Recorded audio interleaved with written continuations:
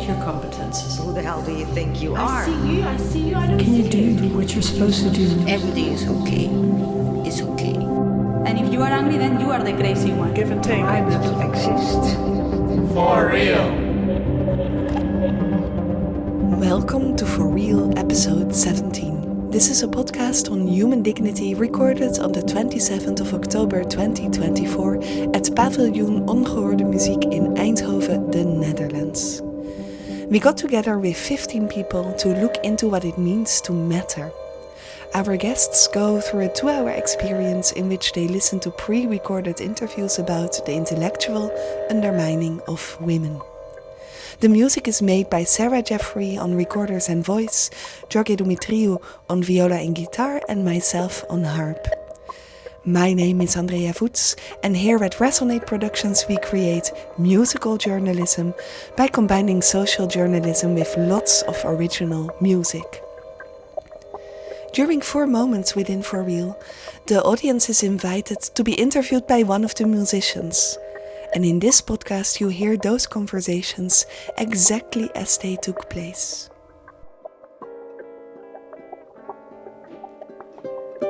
Hello, welcome.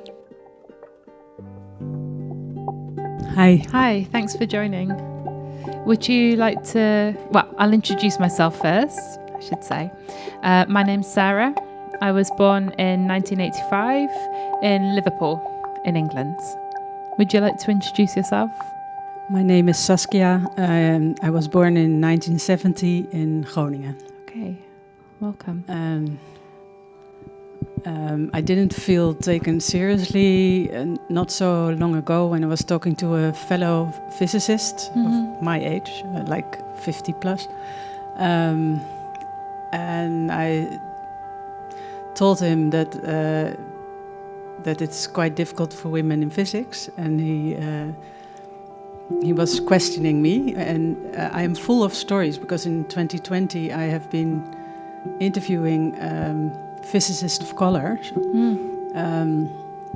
It was epidemic, so it was all online, but I've been crying behind my laptop, but I cannot share the stories because the people, especially women of color, did not allow me to share the stories. And well, there's only one black female professor in physics in the Netherlands, so you cannot anonymize it. But all the others also didn't want to share it, because if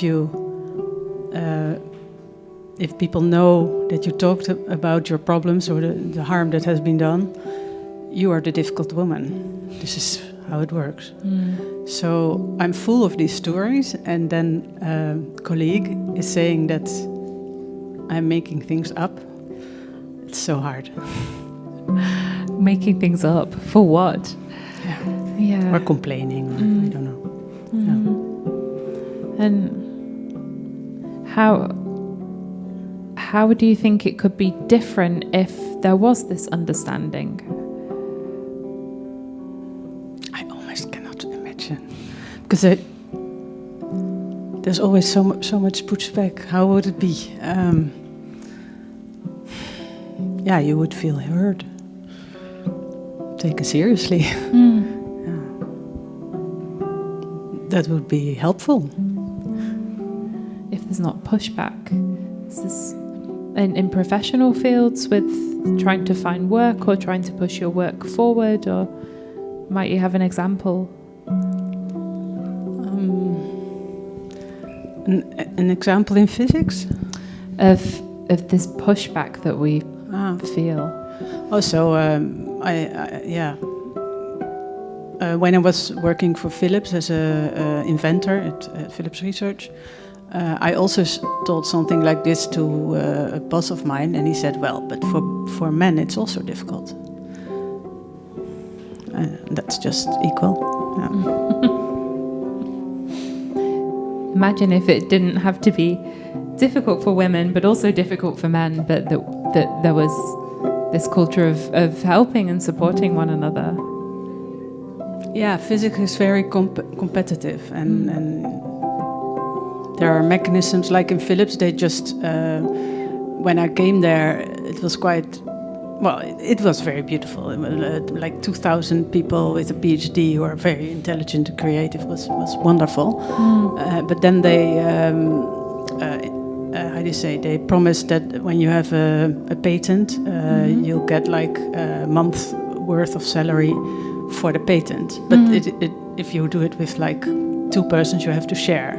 Right. And so it made the atmosphere very. For me, I really was surprised because I had something like, who cares? But apparently my colleagues they did care. So They did care. there was a big difference in atmosphere. Yeah. So the competitiveness is built in. Yeah. Wow, the competitiveness is built in. Wow. That's really powerful to think about. Yeah. It's a system. Oh, thank you for sharing. Thank you.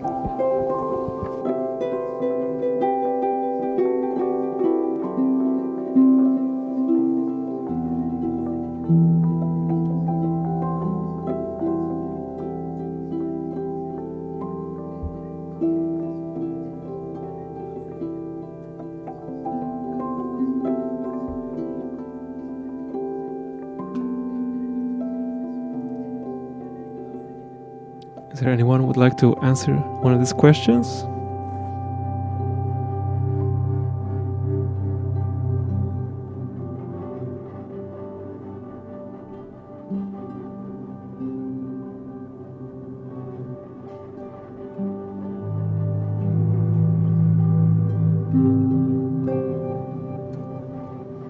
Hello. Hello. It's working, yeah? All right. Yep. Would you like to share your name and place and year of birth? My name is Arnoud. I've been born in 1978 in Zeist, in Holland. First place, I feel really modest to sit here now after all this impressive stuff to hear. I would say women first, but well, here I am. Any question that you thought of answering? Yeah, what responsibilities lie on your shoulders? Thinking about I'm the oldest son of the oldest son. And also my mother is the oldest daughter of her part of the family. So responsibility is really a big issue, I guess. So that's the topic I want to talk about, yeah. How did that come to you? What kind of responsibilities? Is there responsibility specifically that you can think of that maybe has passed through the generations? Keep your head above everything, be in control, be rational. That's a strong kind of safety feature, basic for as a starting point or whatever. That's at least, it's not literally what I'm told, but yeah, that's really a strong influence. Yeah. And did you get to talk to your father about this? Did he? Is this something that he passed on, or was it something that you felt it was there? You didn't need to talk about it. Yeah, good question. So it's quite difficult to talk about this with my father. Well, how to put it? Yeah. So he was the head of a primary school and was really in responsibility and like really being appreciated as well as being kind of village tree almost, where everyone was around and he was the stable factor and everything. But it's way more difficult. And so he was really interesting a lot of people as well, but it's really difficult to go underneath of that. And for some reason I do associate this more with a kind of male-like kind of thinking, otherwise than female-like, because there was no easy access for him on more emotional level, or asking him, are you kind of locked in because of your quite dominant father you had, you know? So it's really a kind of delicate territory to talk about it, yeah. Yeah, for sure. Yeah, different generation, I guess. Oh, definitely, yeah. Two different generations, because you made him way leap in comparison with my grandfather. I can tell you that, yeah. And do you feel that you also made a leap in comparison with him? I think so, yeah. So I did do a technical university study, but afterwards I was being an artist of poetry and everything. That's what I'm doing right now. But there's not at all the way of expectation. So it took me a kind of U-turn to get there. So the responsibility, when growing up, being responsible is just a part of being an adult for everyone. At one hand, with the other hand, it could be a kind of pressure and also click in more on the kind of ego part of yourself rather than kind of true self or whatever. Because the ego may think, well, I'm in control, I'm checking all the boxes or whatever. So I guess it's,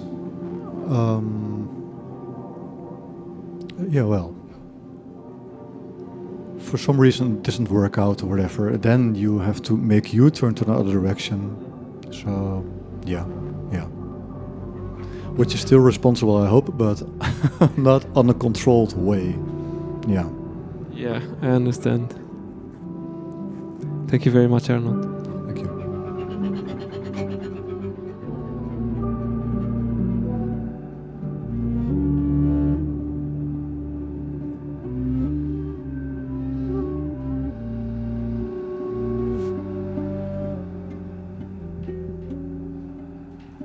Now, I would like to invite two of you here in front to interview each other for a few minutes. You can use the following questions. What would you like to say to your mother? What makes you feel powerless? When do you pretend everything is okay even though it is not? And do you resonate with something that has been said? If you need us, we are here to help.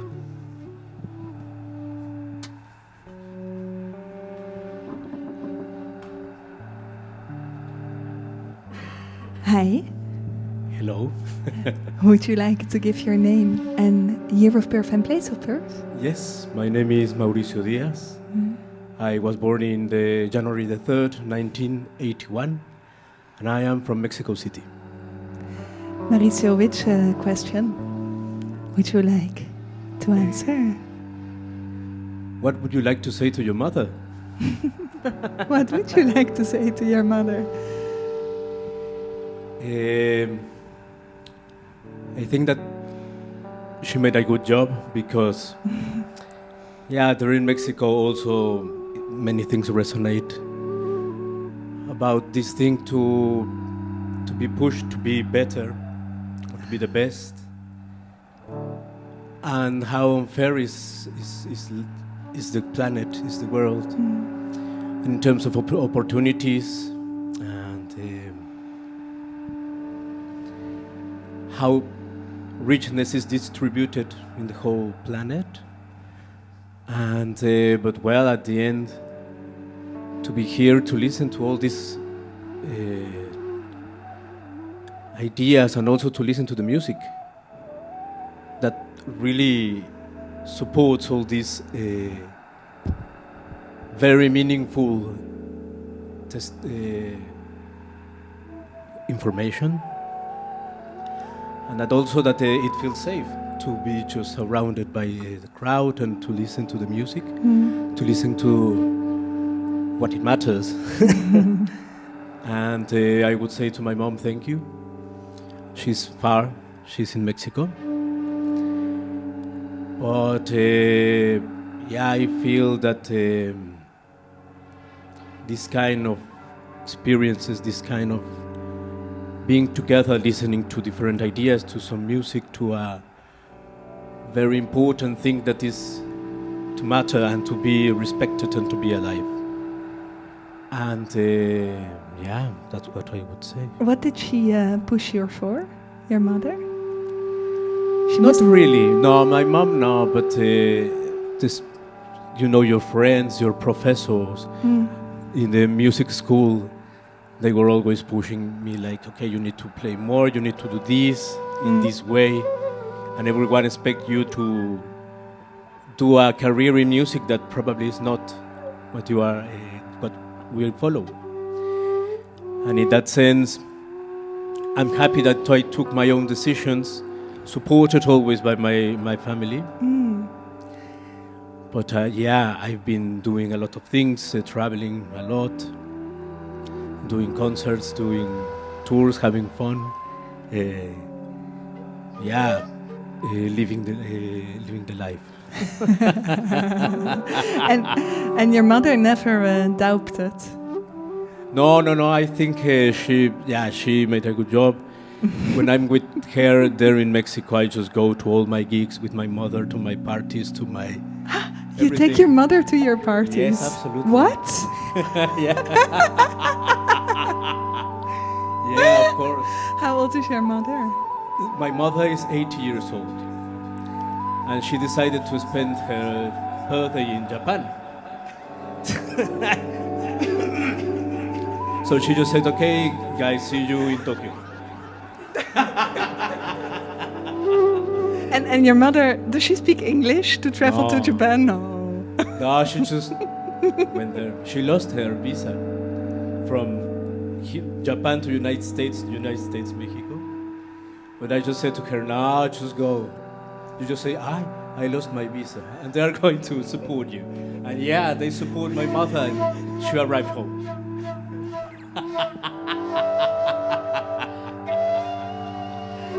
Thank you. Thank you very much for telling us about your mother, Mauricio. Thank you.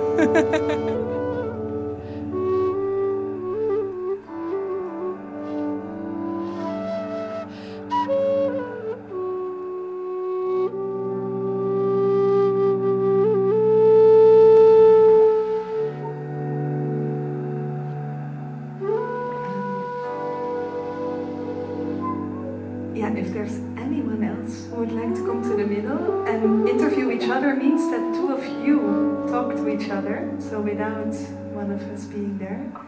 Also, if Dutch is easier or any other language amongst each other, then please feel very free to go for that.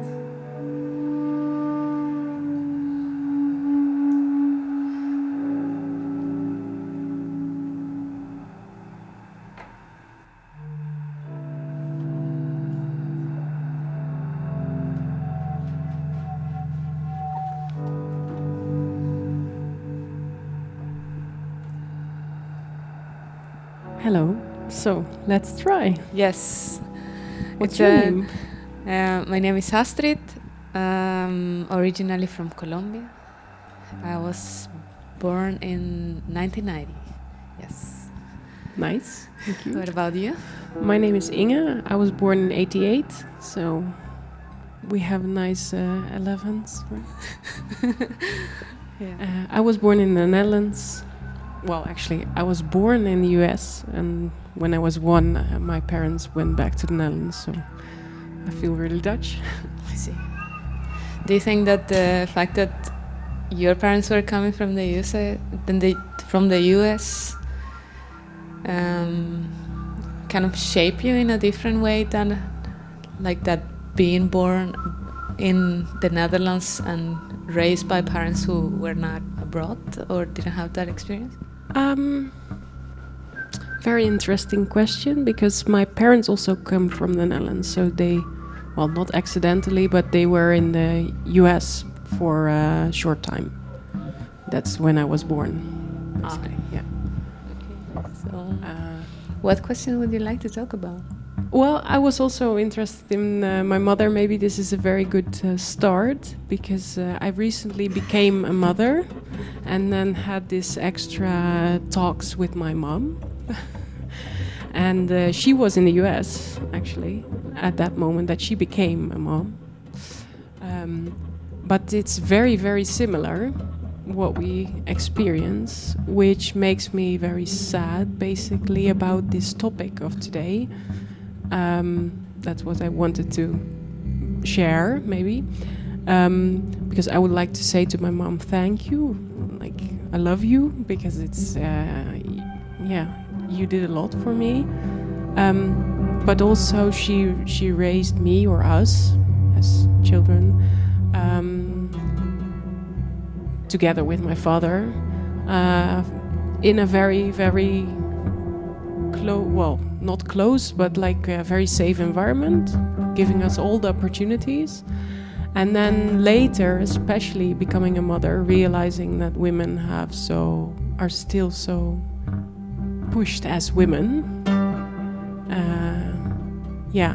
It comes back to me in this period of my life a lot. I was raised like men and women are quite equal. You can do whatever, you can reach whatever, and it's not true. So I find out in soft, hard ways, basically, that this is the case. Yeah. So that was the story I wanted to tell. But I'm curious about this part that you were mentioning, that the moment that you became a mother, that you felt that you needed to say thank you at that moment. Like, what was that trigger that you should be thankful at that moment, not before? You know what I mean? Well, maybe it helped me to say that I needed to speak it before I didn't.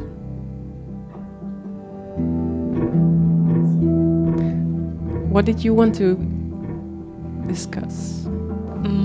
There is this part of what makes me feel powerless. And while I was here sitting, I felt powerless. I can imagine. And in part it's because when you listen to the stories of so many women having opinions, strong opinions about their experiences, the things that they have lived and what they have felt with their experiences, makes me feel powerless, because I don't think so far I have had the maturity to process those things as harmful or helpful. So I feel powerless because I feel that I don't have the maturity to process those things. So I feel like I lose my voice, you know. I don't know if you understand that part. Like, I do want to say things, but at the same time I feel that nothing that I would be capable to say is meaningful. I think in part it could be from the fact that I don't want to harm. And sometimes I feel that when I share experiences of myself as women, I'm being unfair to men. Or not unfair, but it's more that I'm harming them. And then in part it's more that because I've been harmed, I don't want to harm. And when I listen to the stories, I sometimes have the feeling that when we share them, we are trying to take revenge. And that I find it difficult to express. And that's why I feel powerless, because I don't feel that I can wear the weapons. That I cannot take the weapons and throw them to them. I don't feel that is what I can do. And then when I listen to the stories and I see how they are so eloquent, saying responses back to what they have experienced themselves, like, and why it wasn't fair, why they felt hurt. It feels that they are paying back. And the reason why at this point and in this conversation I feel powerless is because I don't feel I can do the same. Thank you. I think by saying this, you are doing. Yeah, it could be, yes. Yeah. You are realizing what you're feeling. Yeah, that's true. Very strong, thank you. No, thank you.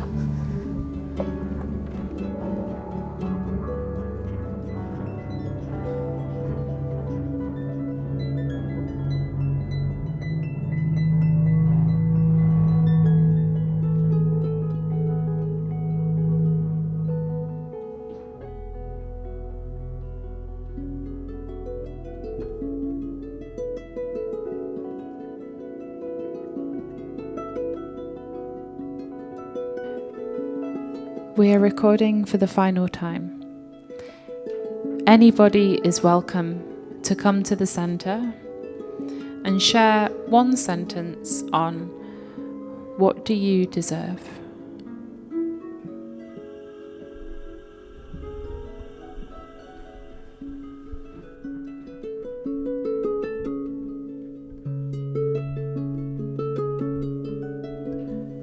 I deserve love, feeling well in my body and having fun.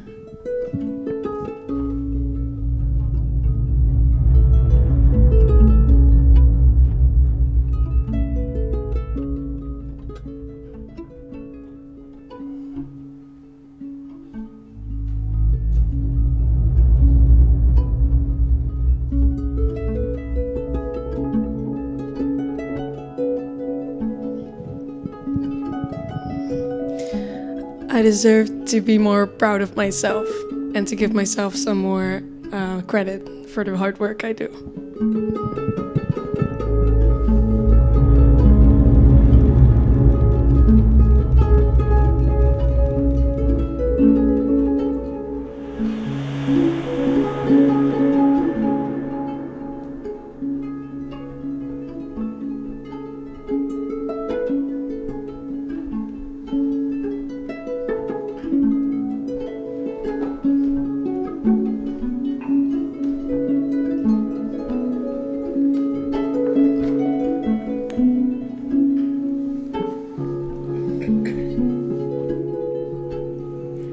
I deserve to be able to speak my mind.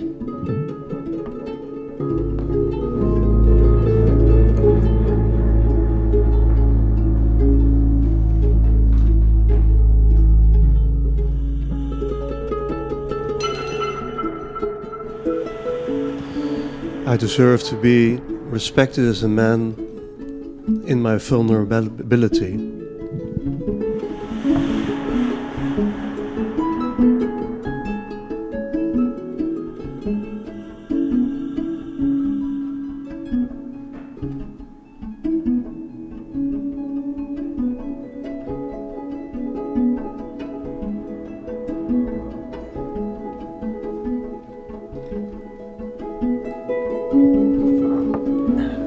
I think I deserve to be loved and be happy, as I think we all do.